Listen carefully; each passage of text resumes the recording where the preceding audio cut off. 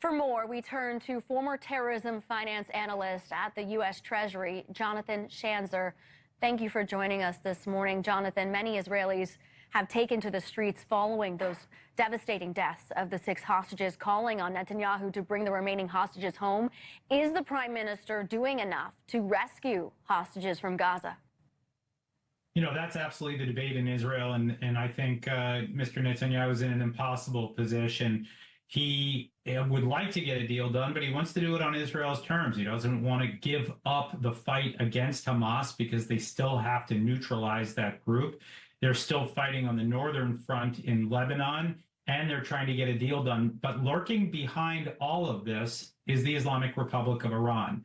Iran is the entity that has funded and trained and armed Hamas. They're the ones who are giving direction to the leader of Hamas, Yahya Sinwar, who has repeatedly refused to cut a deal with the Israelis. So even if Mr. Netanyahu wanted to get a deal done, I'm not sure that Iran or Hamas would agree. And that really is the crux of it right now. The Israelis continuing to operate in the Gaza Strip, finding some hostages alive, but of course today, terrible news, finding 6 dead. And the parents of Hersh Goldberg-Polin recently spoke at the DNC, saying that the release of hostages is a humanitarian issue. Let's take a listen to this. Anyone who is a parent or has had a parent can try to imagine the anguish and misery that John and I and all the hostage families are enduring. Needing our only son and all of the cherished hostages home is not a political issue. And we're just learning moments ago that President Biden spoke to those parents. Why is it taking so long to get these hostages out of Gaza? Bottom line is, I'm not sure that Hamas wants this thing to end. In other words, yes, we have been watching misery in the Gaza Strip for 11 months. Yes, we see the Israelis operating there, and we see a war continuing. My distinct sense right now is that this is an inducement for Hamas. In other words, they don't care what happens to the roughly 2 million people living in the Gaza Strip. They don't care about the misery. What Yahya Sinwar, the head of Hamas, wants is a full-blown regional war. He believes that if that war finally breaks out, and that's what he's been pushing for, then that's his best chance for the destruction of the state of Israel. The thing that I think he's not understanding here is that these other actors, whether it's Iran or Hezbollah, etc., these groups are not necessarily interested in the full-blown war that he would like to wage. And so he keeps dragging this thing out, and it has just brought misery to the region 1 week, 1 month after the next. The big question, too, coming out of all of this is how will these deaths impact the ongoing negotiations to reach a ceasefire and hostage agreement? How do you think this will impact that? Well, you heard what the Prime Minister of Israel said. He does not think that Hamas wants a deal. It's obviously sparked outrage among some within Israel. It's obviously brought sadness to many as well. What I fear is that Israel is increasingly divided over this, that there's a significant number of people in Israel that blame the prime minister for this whole frustrating process. Yes, he could make deals, but then he would be putting potentially some of Israel's broader war aims at risk. The two stated aims that Israel put forth right up front are actually at odds with one another. After 10/7, the Israelis said that they wanted to destroy Hamas and they wanted to get the hostages back. If they make a deal for hostages, then they probably let Hamas live. And this is, I think, the friction that we continue to see within Israel. It is not an easy thing for anyone to navigate. And obviously, it brings heartbreak every time we see reports like these. And there have, of course, been far too many.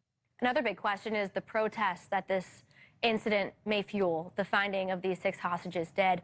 We are seeing, we could take a live look of protests happening right now in London. What do you think the impact of this is going to be with protests potentially worldwide?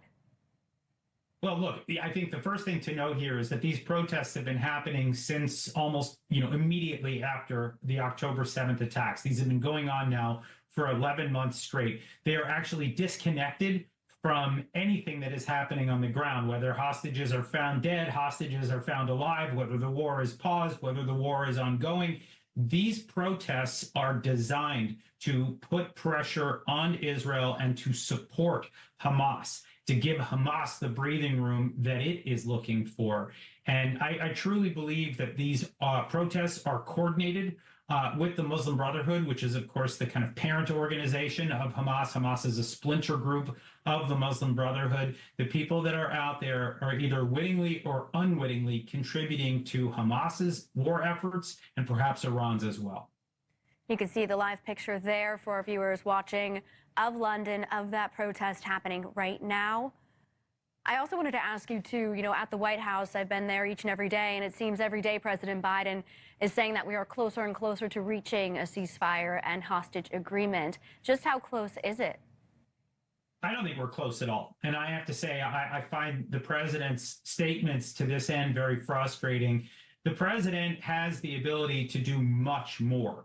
The United States government has the ability to do much more. We know that Iran is behind a great deal of this, and we're not putting the sanctions or political pressure on the Islamic Republic.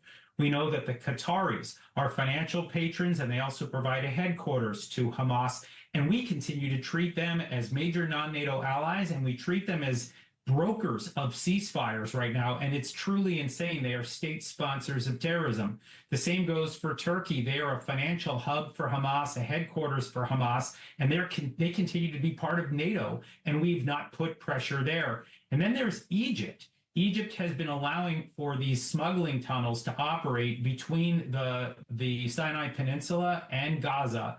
This has been the supply line for Hamas in its war against Israel for the last 11 months. They are complicit as well. And for some reason, the U.S. is not putting significant pressure on all of these actors, not our allies, not our adversaries. This, I think, is really, I put the blame on the White House. There is so much more pressure that they could bring to bear right now. And for some reason, they keep approaching the ceasefire talks with the same exact strategy, the same exact approach, and it has led to the same outcome, which has been failure. The president needs to buckle down. He's got 5 months, I think, to save his legacy and to potentially end this war.